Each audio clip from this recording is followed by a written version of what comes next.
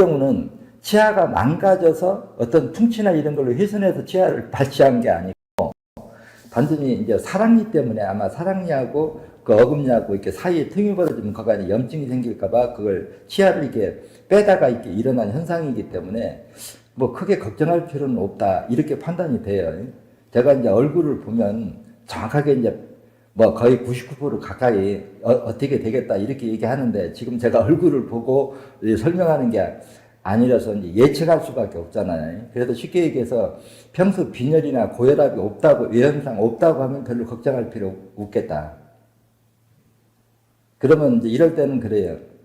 이제 우리 몸이라고 하는 게 이렇게 응급처치로만 이렇게 하려고 하면은 이제 선택할 수 있는 폭이 우리가 철분 보충을 위해서 철거시기와 또 이렇게 어혈을 빼서 그냥 또 잘 나오면 어혈이 나오는 순간 효과가 있어요. 예를 들어서 지금 이렇게 얼얼하니 한데요. 지금 사혈을 딱 해서 어혈이 나오면 오늘 중으로 감각의 변화가 일어납니다. 근데 어혈이 안 나오면 어때요? 효과가 없겠죠. 근데 이렇게 얼얼하고 하는 거는 아마 그럴 거예요.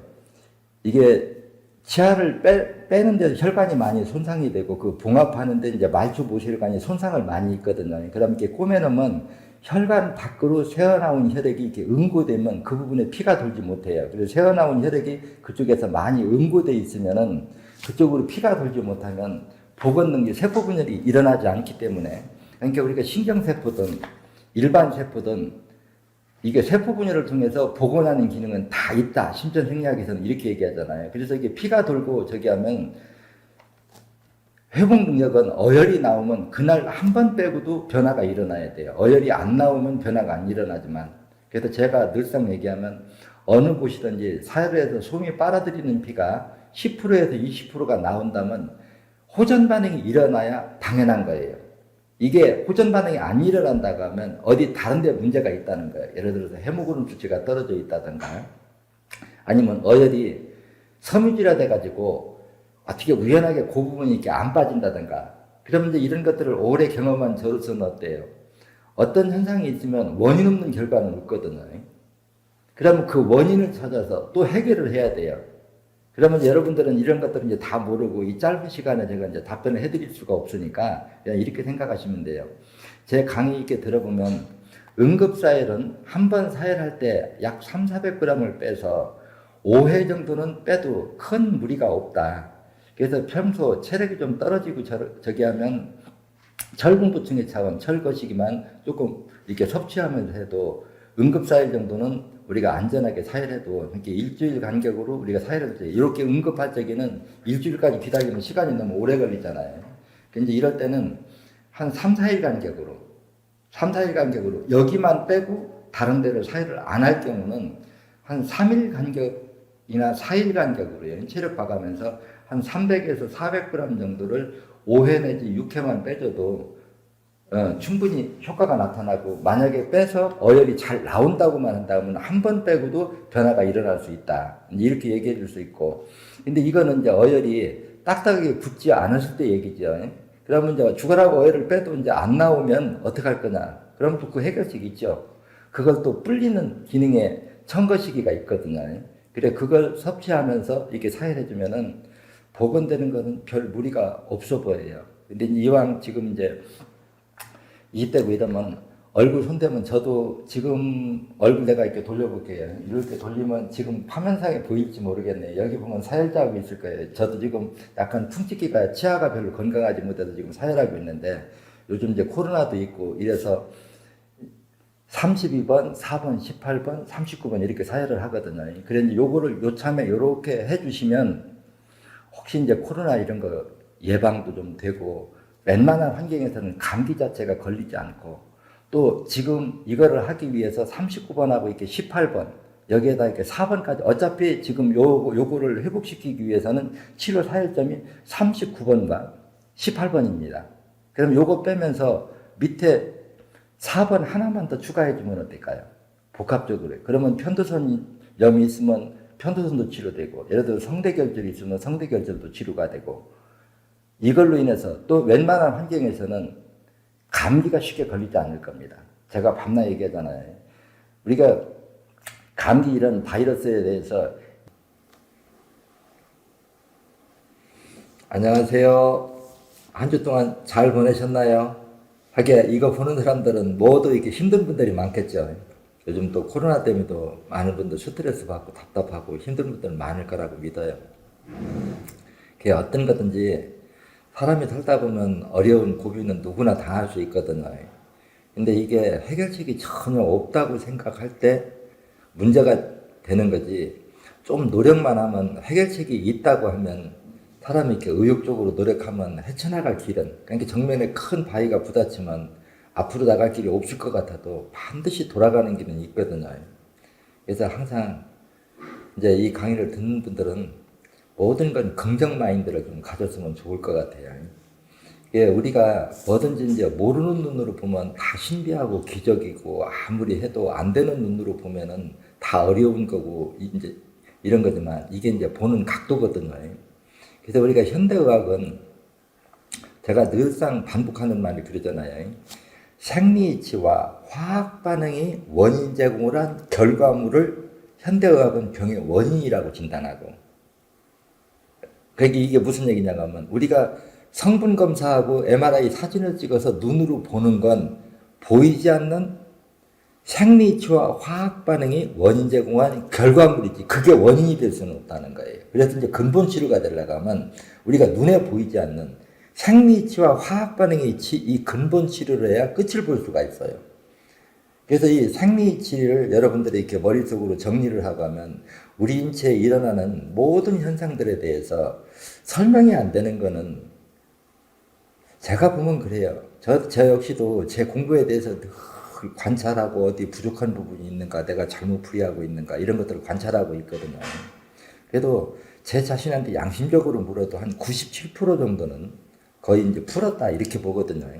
그럼 이제 이런 생각을 기초해서 오늘 강의 주제는 이제 보유 혈액 과다 이게 이제 강의 주제인데요. 이제 질문 내용을 그대로 읽어보고 한번 이걸 풀어주는 시간을 가져볼게요. 안녕하세요. 58세 여자입니다. 당뇨가 있고 허리부터 우측, 발등까지 통증이 심하고 발등이 부어서 고생하고 있습니다.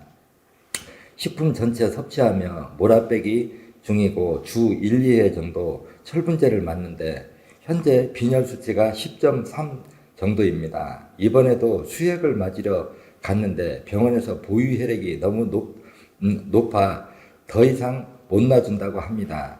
현재 몰아빼기 못하고 있는 상황이기도 하고 허리 아래로 너무 심한 통증으로 견디기 힘들 정도입니다.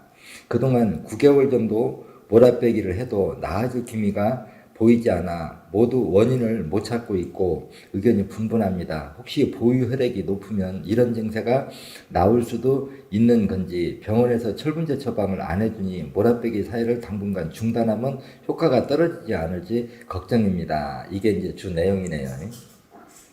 그러면 이제 이거를 우리가 이제 보유 혈액이라고 하는 걸 먼저 머릿속으로 정리할 필요가 있어요. 우리 혈액이, 우리가 정상적으로 혈액이 얼마가 있어야 정상이냐 하는 거예요.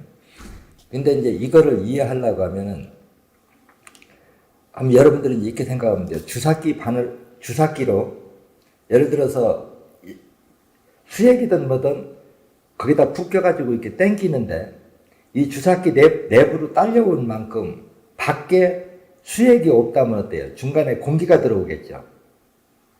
그러면 끊임없이 땡기는 만큼 공기가 들어오지 않고 계속 딸려 나오려고 하면 이쪽을 빼내는 만큼 앞에서 대기 혈액이 있어야 돼요. 우리 인체도 이런 구조거든요. 심장은 끊임없이 혈액을 앞으로 품어주는 역할을 해요. 품어주면 이게 말초부 혈관까지 가서 도달해서 그럼 우리 인체 120조 마리의 세포한테 이게 혈액이 공급되고 나면은 제가 보기에 한 70% 정도는 그냥 계속 회전을 하고 30% 정도는 각자 끌어다가 자기 필요한 세포들이 120조 마리의 세포들이 자기 필요한 영양분을 그 몇천 가지 영양소에서 자기가 필요한 영양분을 골라 먹는다. 이제 이렇게 보고 있는데 이 혈액이 말초 모세혈관 끝까지 가려고 하면은 앞으로 혈액이 나간 양만큼 뒤에서 항상 대기하고 있어야 돼요. 이게 안 되면 순환이 연결이 될 수가 없겠죠. 근데 우리 인체에 이제 혈액이 도는 그 과정이 꼭 심장의 힘만 100%는 아니에요.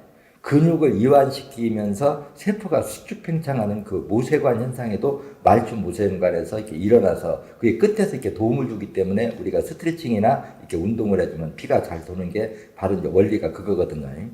그러면 여기서 이해할 부분은 우리가 정상이라고 하면 혈액이 앞으로 나간 양만큼 뒤에서 끌려와서 항상 그 바란스가 맞은 게 우리가 정상 혈액의 유지다. 근데 이거보다 비정상적으로 혈액이 많은 사람이 있고 이거보다 비정상적으로 수치가 떨어지는 사람이 있어요.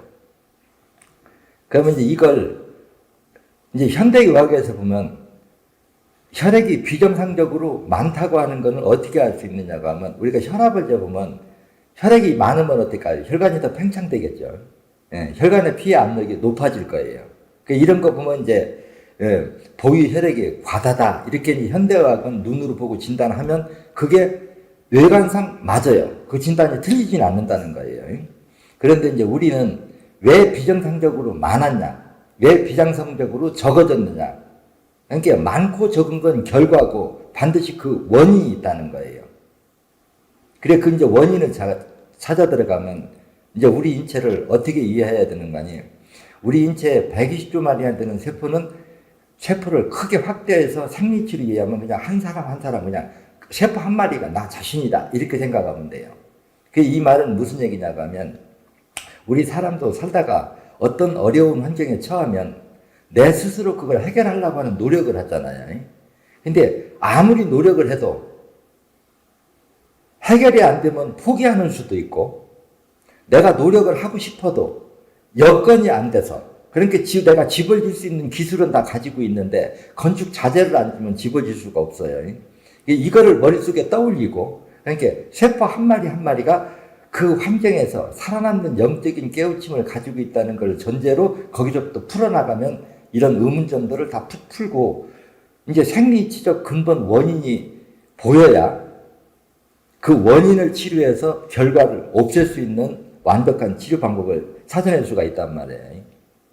그러면 이제 비정상적으로 이제 혈액이 이제 보유 혈액 과다다. 이거는 이제 어떻게 풀어야 되느냐고 하면은 지금 이분의 이제 질문 내용 보면 여기서 답이 다 있거든요.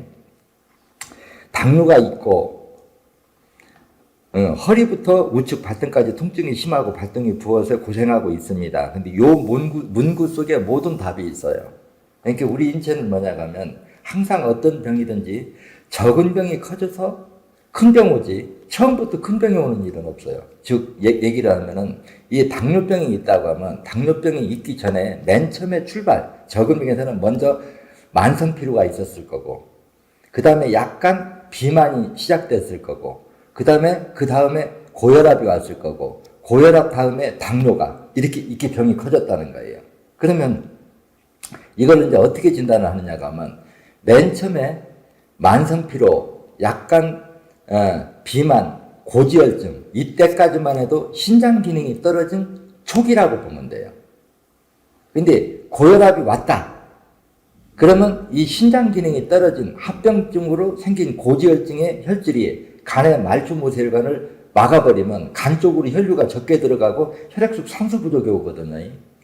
그러면 간 세포가 혈액 속에 있는 중산 탄인산을 먹어치우는 기능이 떨어져 버려요. 왜냐? 첫째는 산소 부족, 둘째는 혈액을 통해서 그 성분이 간에 공급이 되는데 간의 말주모세혈관이 막아버리면 간으로 혈류 공급량이 줄어들어 버리면 간이 먹어치워서 피를 맑게 여과하는 기능이 떨어져 버리면 그때 중산 탄인산 수치가 높아진다는 거예요.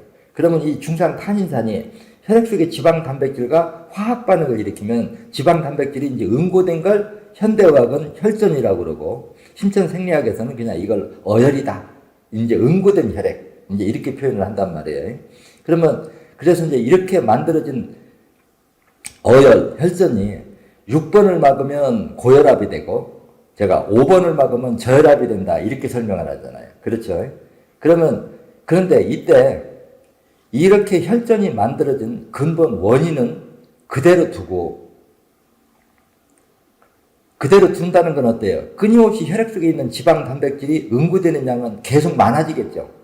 왜냐하면 신장과 간이 피를 여과하는 기능이 망가진 합병증으로 혈액 속의 지방 단백질이 응고된 게 혈전이고 어혈인데, 혈압이 높아도 고지혈증이 돼도 그 근본 원인은 신장과 간이 피를 여과하는 기능이 망가진 합병증인데, 신장과 간의 기능이 망가진 건 그대로 두고 혈전용해잖아.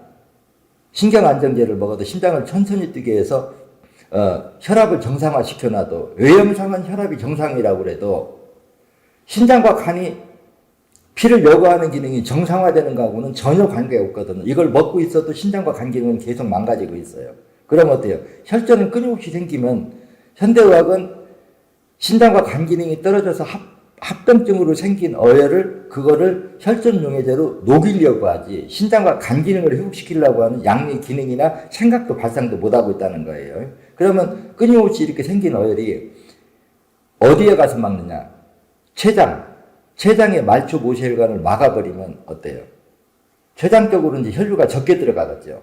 그러면 먹지 못하니까, 그러니까 인슐린의 인이라고 하는 거는 혈액을 어떻게 보면 짧게 이렇게 혈액 속에 한 2,000가지 성분을 작은 밀가 상태로 이렇게 떨어지게 하는 역할을 하거든요. 근데 그게 이제 인슐린, 인이 그 역할을 하는데, 먹지 못했으니까 배설물이 안 나온단 말이에요. 인슐린, 인이 생산이 안 되니까 혈액이 끈적한 연물처럼 이제 엉겨붙으면 이게 당뇨예요. 이제 이때부터는 고지혈증은 그래도 조금 피가 도는데, 당뇨병이 되면 피가 완전히 연물처럼 엉겨붙어서 말초 모세혈관에서는 순환이 안 돼요. 그럼 이제 순환이 안 돼서 피가 돌지 못하면 어떤 현상이 있느냐? 마치 물도 고인 물은 시간이 지날수록 어떨까요? 부패가 되죠. 이 부패되는 과정을 제가 이제 산도가 높아진다, 이렇게 설명을 하고, 산도 혈관이 처음 막혀서 피가 못 돌 때가 약산, 또 시간이 지나면 중산, 시간이 더 지나면 강산, 이렇게 되면 이제 이 산의 강도에 따라서 응고 물질과 화학 반응 일치가 다르다, 이렇게 설명을 하잖아요. 그런데 이 과정을 머릿속에다 넣고 당뇨병이 됐다고 하는 건 어때요? 지금 이 상태에 이렇게 질문을 보면 전체 말초 모세혈관을 100으로 볼 때 요 정도 상태가 되려고 하면은 80% 가까이 말초 모세혈관이 막혀야 이런 현상이 와요. 그러면 내 몸에 피가 회전하지 못하고 있다는 혈액량이 많다는 얘기거든요. 근데 피가 회전을 못하고 있으면, 회전을 못하고 있는 그 부위는 산도가 높아진다고 그러죠. 그러면 이제 이 높아진 산이 이제 악에서 악을 놓는 이제 반복순환을 하는데, 이제 여기서 이제 어떤 현상이 벌어진다고 하면은, 산도가 높은 부위에 있는 세포들은 산도가 높은 걸 그대로 놔두면 그 산의 화학 반응이 자기를 녹여서 자기가 죽을 거라는 걸 이미 알아요. 이미 알면은 어떤 행동을 하느냐? 수분을 끌어 모아서 그 산의 농도를 묽게 희석시키려고 끓여 모으면 이 상태가 과다 혈액이다 보면 돼요.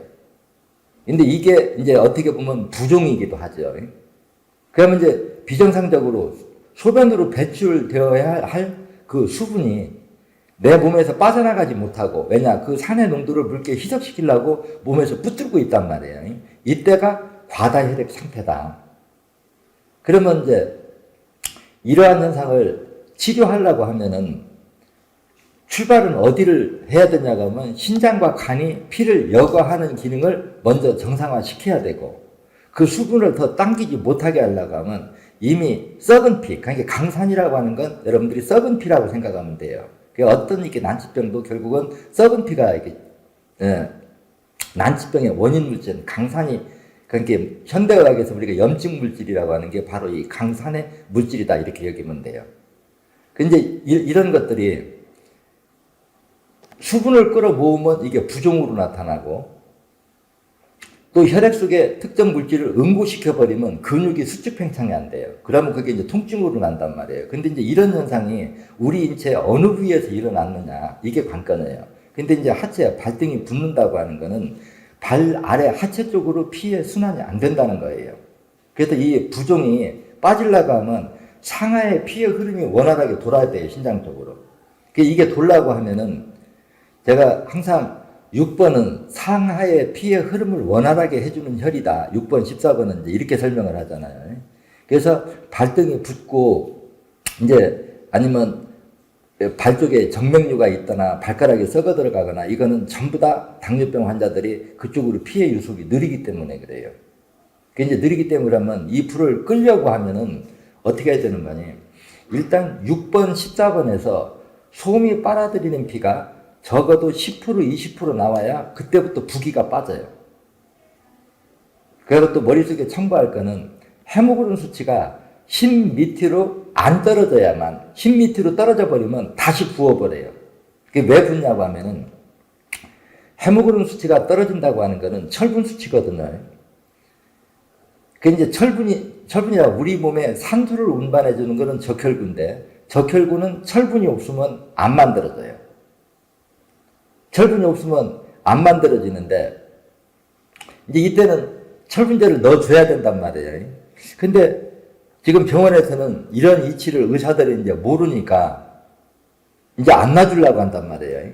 그래서 이 철분을 먹이로 해서 내 몸속에 적혈구의 수치가 늘어나야 그게 산소를 운반해주고 산소를 운반해줘야 세포들이 영양분을 소화 연소시키는 기능이 활성화되고 세포 분열이 활성화돼서 피가 맑아지면서 산도가 떨어지면 산의 농도를 떨어뜨리기 위해서 끌어들이는 수분을 배출해서 이뇨작용이 활성화되는데 이제 이때까지 이런 치료 변화가 일어나려고 하면 8번과 6번, 14번에서 솜이 빨아들이는 피가 적어도 10%, 20% 정도는 나와야 이런 치료 변화가 일어나요. 그래서 내가 이 심천생리학을 완전한 믿음을 갖고 해라. 이제 하는 말이 이런 얘기가 있거든요. 사람마다 어혈의 양이 많은 사람이 있고 적은 사람이 있고 어혈이 딱딱하게 섬유질화 돼서 굳은 사람이 있고 안 굳은 사람이 있거든요. 이거에 따라서 그 혈관이 뚫리는 시간은 조금 시간이 더 걸릴 사람이 있고 빨리 뚫어지는 사람이 있고 사람마다 천태만상이거든요. 근데 항상 기준으로 잡으면 머릿속에 어떤 걸 정리하면 되느냐고 하면 우리 몸의 생혈이라고 하는 혈액의 개념은 혈관을 따라 돌면서 영양 공급과 산소 공급을 해주는 건 생혈이고 어혈은 말초 모세혈관에 쌓여서 하수도 찌꺼기처럼 움직이지 않는 걸 혈전 어혈이라고 그런다. 근데 이 혈전 어혈은 이제 사혈을 해서 마지막 캡에서 손으로 딱 닦아내가지고 캡에서 이렇게 고인 양에 20%가 빨아먹으면 20%가 피가 돌고 있다고 생각하시고 30%가 솜이 빨아먹으면 30%가 돌고 있다고 생각하시면 돼요. 근데 어혈을 빼도 어혈이 딱딱하고 딱 이렇게 캡에서 딱 던져보면 완전히 선짓덩어리처럼 딱 응고된 것만 딱 있다가만 어혈의 양이 줄었을 뿐이지 피의 유속이 빨라진 건 아니에요. 피의 유속이 빨라지려고 하면은 솜이 빨아먹는 양만큼만 이게 회전이 일어난다는 거예요.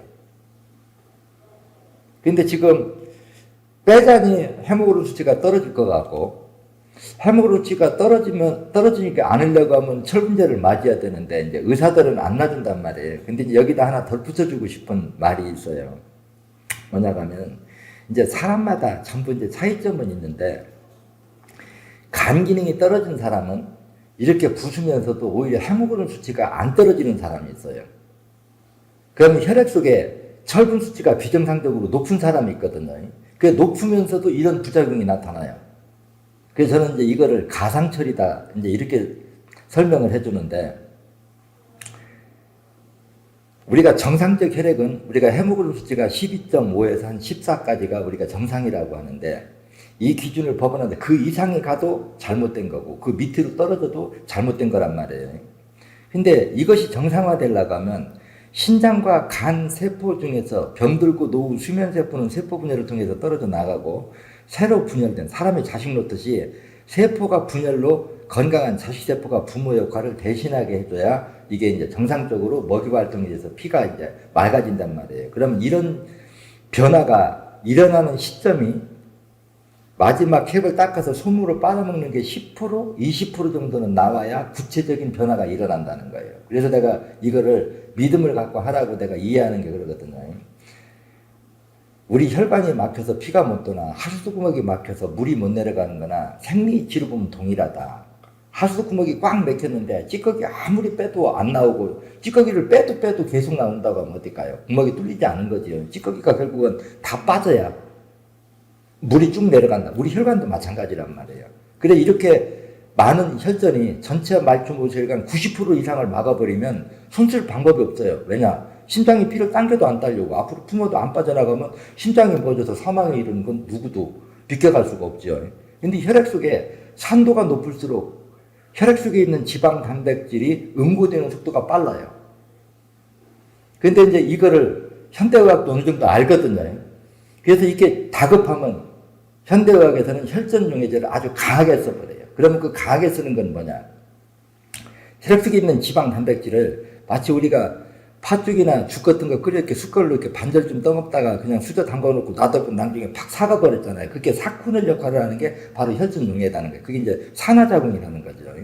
이걸 강하게 써버리면 혈관벽이 삭아서 터져버리고 혈소판이 녹아서 터지면 지혈이 안 돼요. 또 이런 산화작용이 신장과 뇌와 연결된 신경선의 피복을 산화작용으로 벗겨버리면 신장 기능이 더 떨어져 버리면 이제 부종이 더 심하게 나타나서 악이 악을 놓는 시기로 하나를 얻고 3개, 4개를 잃어버린단 말이에요. 그래서 저는 어떤 치료 행위를 하실 때 몸속에서 어떠한 현상이 일어날까를 머릿속으로 딱 이렇게 그리고 있거든요. 그래서 이럴 때는 대처 방법이 뭐냐. 일단 비정상적으로 혈액이 과다하다는 건 내가 정리해줬죠. 쉽게 얘기해서 당뇨병이 왔다고 하는 것은 신장과 간이 피를 여과하는 기능이 떨어진 지 오래됐다는 얘기예요. 그래 오래돼서 몸속에 피가 못 돈 부위가 많으니까 산도가 높은 부위가 많아졌다. 그래서 산도를 떨어뜨리기 위해서 수분을 밖으로 배출해야 될 수분을 배출하지 않고 몸으로 끌어안는 게 비정상적으로 혈액이 과다다. 이렇게 이해하시면 돼요. 그러면 이제 이 산의 한 몸이라고 해도 피해 유속이 빠른 데는 강산이고 피해 유속이 조금 느린 데는 중산일 수가 있거든. 한 몸이라고 해도 피해 그 산도가 다 같지 않아요. 피해 유속에 따라서 산도가 다르다는 거예요. 그래서 예를 들어서 중산이 혈액 속에 있는 지방 단백질을 응고시켜버리면은 근육이 경직돼서 이완이 안 돼요. 그러면 그게 이제 여러분들 근육통처럼 이렇게 나타나거든요. 그래서 이제 이런 거를 해결하기 위해서는 제가 보기는 일단 철분제는 수단 방법 가리지 말고 맞아주시는 게 좋고 사열은 지금 하셔야 해결책이 있을 겁니다. 그러면 어떻게 하느냐? 제가 그러잖아요. 10m만 떨어뜨리지 말아라. 그러면 한번 생각해 보세요. 여러분들 철분제를 맞을 때 수액이 어때요? 한 100cc밖에 안 되죠? 근데 100cc보다 사열을 해서 빼낸 양이 많다고 하면은 피해 압력이 높아질 수 있을까요? 생각을 이렇게 이치적으로 그렇게 접근해야 돼요. 그러면 이왕 이걸 뺄 때 어디에서 뺄 거냐? 허리가 아프고 다리에 부종이 오는 게 너무 힘들다. 이럴 적에는 6번, 14번에서 좀 집중적으로 빼라는 거예요. 6번, 14번에서 이제 어혈을 뺄 때 체온이 떨어져도 찬물을 먹어도 이게 잘 안 나오거든요. 또 어혈이 잘 안 나오면 침의 그 끝을 약간 빼서 침을 좀 길게 해서 찌르고 어혈이 안 나올수록 압을 약하게 걸고 캡을 이렇게 좌우로 흔들어서 살살 이게 어혈이 안 나올 때 너무 강한 힘을 쓰면 오히려 어혈이 더 안 나와 버려요. 그래서 이렇게 하고 혈질이 강상성화됐을 때는 어때요? 강상성화됐기 때문에 수분을 산의 농도를 희석시키기 위해서 수분을 자꾸 끌어모아서 몸이 부종이나 비정상적으로 과다혈액이 됐다 그러면 그 산을 해독해주면 어떨까요? 그래 이럴 때는 강산 해독제를 한 200개 정도 그냥 과다하게 아주 힘들면 200~300개 그냥 푹 퍼먹어도 무리 없습니다. 다만 그렇게 먹으면 이제 이뇨작용이 활성화되면 변비가 올 가능성이 있거든요. 그래서 이제 그럴 때 제가 이제 그 황금비 먹으라고 설명을 하면 변비를 좀 부작용 없이 완화시킬 수 있다. 이렇게 얘기하잖아요. 그러면 결국 이 말을 요점 정리해주면 일단 6번, 14번을 수단 방법 가리지 말고 좀 빨리 빼줘라. 그렇게 한 다음에 발등에 부기가 안 빠지면 31번을 빼는 게 조금 효과적이에요. 36번에서 정 안 나오면 26, 27번을 빼줘서 어혈을 빼낸 양만큼 수단 방법 가리지 말고 철분제를 맞으라는 거예요. 그거 이제 그놈을 맞으면 우리가 안 빼는 이뇨작용을 못하는 거 생각하면 그만큼 맞은 만큼 혈액량이 늘어나서 더 부작용이 올 거다 생각하는데 그놈을 맞고 빼내면 들어간 것보다 빼낸 양이 많다는 거예요. 무슨 얘기인가 이해가죠? 이제 그렇게 하면서 발 통증이 조금 줄어들면 6번, 4번 한동안 빼다가 또 통증이 줄어든다 싶으면 다시 8번으로 오고 또 8번 빼다가 또 이제 어혈이 또 그 밑에 내려가서 또 쌓여가지고 또 하체 쪽에 문제가 생긴다 그러면 6번 쪽으로 갔다 아래 위에 이제 그때 상황에 따라서 이제 번갈아 가면서 요렇게 해주면은 그래 요 고비를 잘 넘겨야 돼요. 근데 이제 저는 모든 거를 확실하게 이렇게 얘기하거든요. 이제 당뇨병 자체가 진단받은 지 예전에 제가 책에다가 이제 한 30여 년 전에 써놓을 적에는 당뇨병으로 진단받은 지 5년 이내라고 하면 적어도 한 95% 가까이는 당뇨병 자체가 완치가 돼요. 근데 이제 요즘은 이제 선거 시기가 나와가지고 요즘은 한 7, 8년까지 됐어도 완치율이 90%는 넘다 이렇게 얘기를 하잖아요. 근데 이게 10년 이상 되면은 당뇨병 자체는 완치가 힘듭니다. 그렇기 때문에 그러면 이게 해결책이 없느냐? 그렇지 않아요. 선거 시기를 먹으면서 혈전을 불리면서 주기적으로 발가락에 이렇게 당뇨병 환자들한테 한번 상처가 나서 염증이 생기면 아무리 항생제 갖다 들어부숴도 완치 안 되거든요. 왜냐하면 치료가 되려고 하면은 일단 녹는 증세, 녹는다고 하는 건 염증이 있다고 하는 것은 강산의 산화작용이 세포를 녹인다고 하는 거예요. 근데 산도가 떨어지려고 하면 피의 유속이 빨라져야 되거든요. 근데 우리가 현대의학은 그 막힌 혈관을 그대로 두고 항생제로서만 그 염증을 치료하려고 하는 거고 우리는 막힌 혈전을 불려가지고 밖으로 빼내서 혈관 자체를 피를 돌게 해주는 방법이기 때문에 필요할 때 그쪽 갖다 이렇게 빼주면 그 하망은 그러니까 당뇨 합병증으로 발가락에 염증이 생겨서 뭐 발가락 자르고 발목 자르고 무릎 자르고 이렇게 끝내는 이렇게까지는 악화되지 않게 우리 방법으로 대체할 방법이 있다는 거예요. 그래 이 지리부 이 질문을 한 분이 당뇨로 진단받은 지 한 7, 8년까지 이내라고 하면 당뇨병 자체도 치료될 가능성이 높지만 그 이상이 됐다고 하면 제 입에서 당뇨병 자체도 완치가 된다 이렇게는 얘기하기 어렵거든요.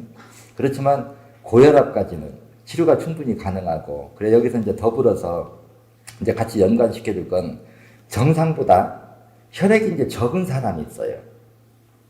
그 이제 적은 사람은 이제 뭐냐 지금 이 경우는 혈액이 비정상적으로 많은 경우고 정상보다 이제 적은 사람은 대부분 이제 근육신경마비, 뇌계리 이런 환자들한테 이렇게 나타나거든요. 그래 이분들이 이제 거의 말기 증세를 보면은 혈관 자체가 이렇게 동맥이나 정맥들이 눈으로 보면 확인이 안 될 정도로 없어져요.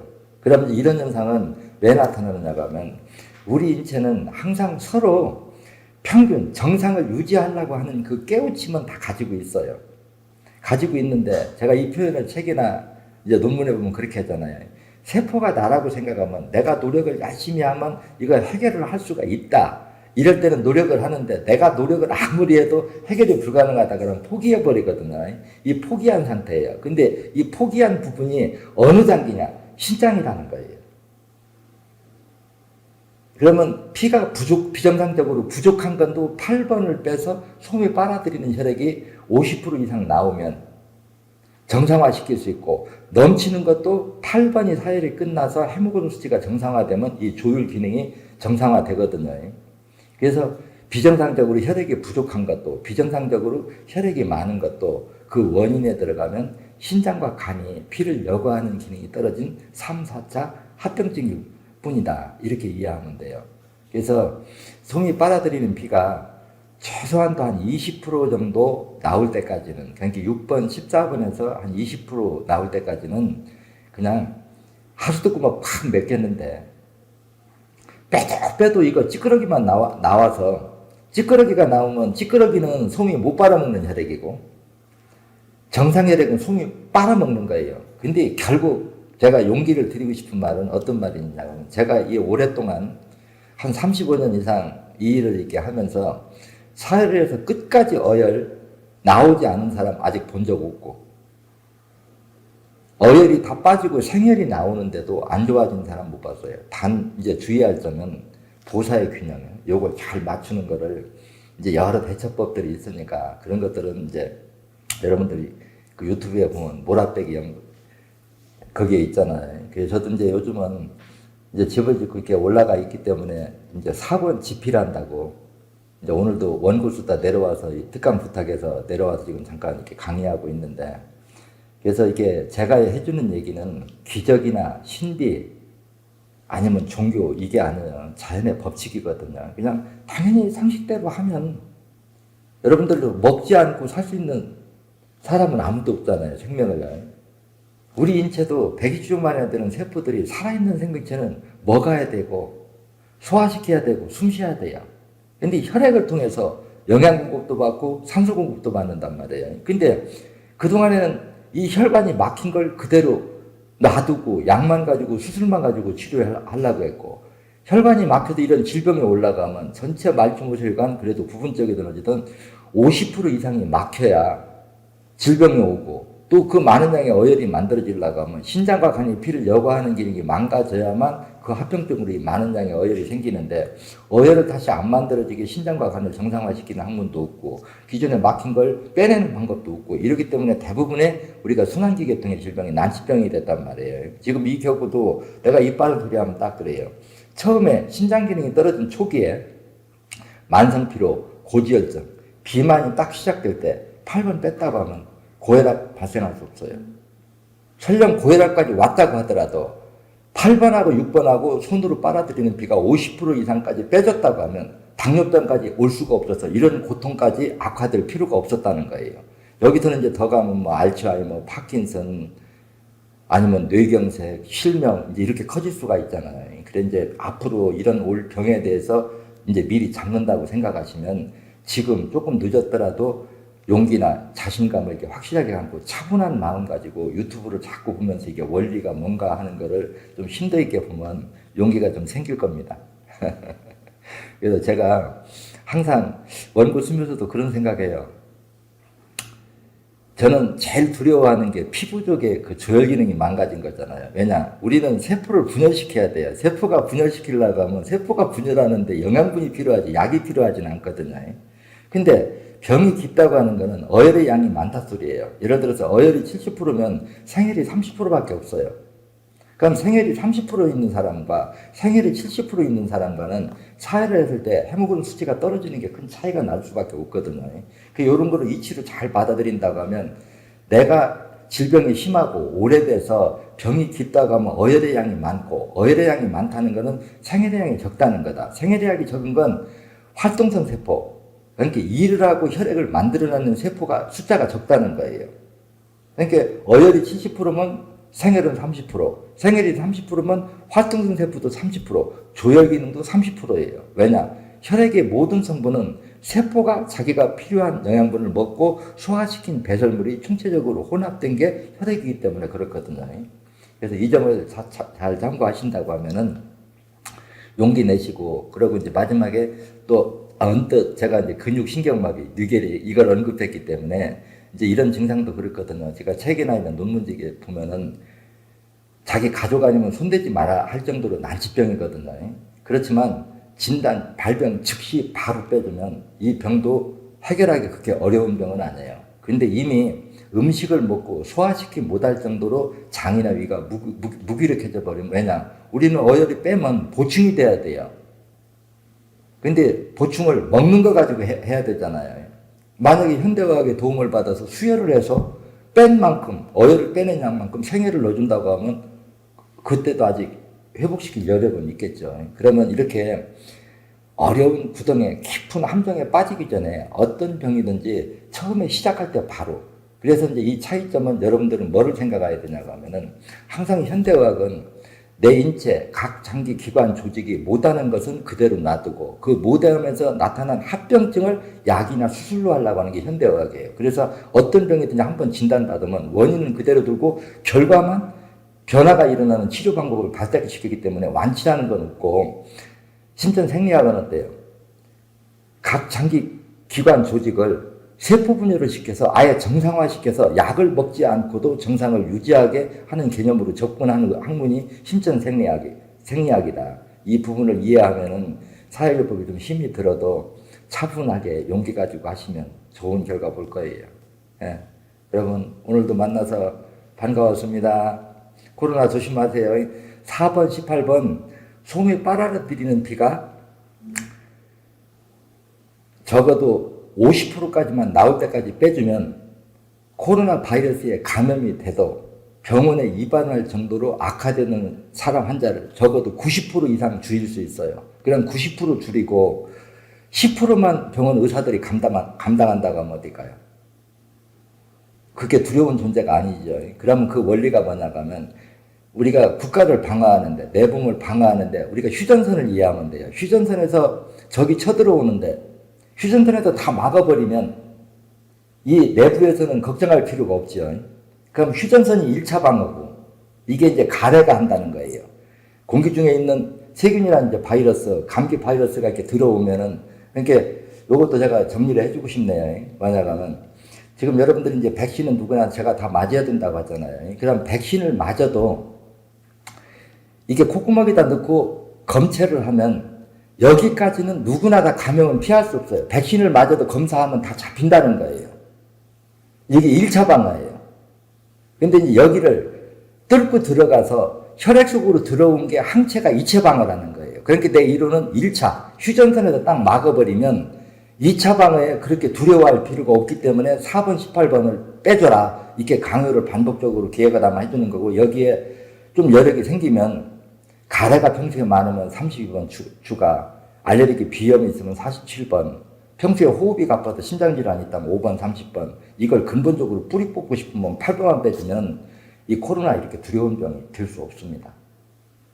그래서 세균이나 바이러스만 끊임없이 돌연변이가 나타나는 게 아니고 그걸 먹이로 하는 항체도 끊임없이 돌연변이가 나온다. 이러면 2번, 3번을 빼서 아랫배가 따뜻하게 해줘서 항체 예비군, 다양성을 확보해주고 그것이 죽는 약을 좀 피해준다고 하면은 자연계의 모든 생명체는 세균이나 바이러스나 우리 몸의 항체나 따지고 보면은 더불어 상호진화 발전입니다. 그래서 세균이나 바이러스가 질병을 일으킨다고 해서 다 죽이고 없애서 피할 수 있는 게 아니고 그 속에서 접하면서도 살 수 있게 진화한 게 우리 인체고 동물이라는 거예요. 그래서 제가 개와 고양이가 그렇게 많이 감염되고도 그놈들 사람처럼 죽더냐 하잖아요. 그래서 의술의 방향을 좀 다른 각도에서 볼 필요가 있다. 이것도 꼭 유념하시고 4번, 18번 떼는 거 꼭 명심하세요. 그래서 여러분들 건강 지키는데 신천생리학이 좀 많은 도움이 됐으면 좋을 것 같아요. 예. 여러분들 반가웠습니다.